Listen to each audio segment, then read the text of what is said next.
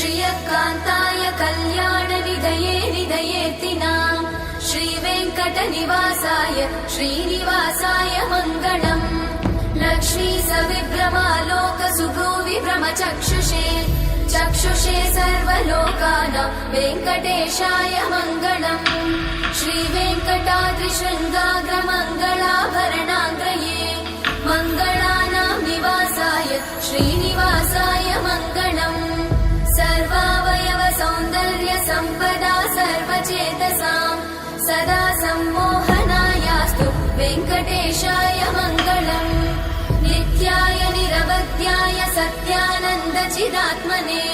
सर्वान्तरात्मने श्रीमद् वेङ्कटेशाय मङ्गलम्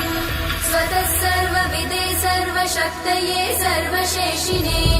सुलभाय सुशीलाय वेङ्कटेशाय मङ्गलम्।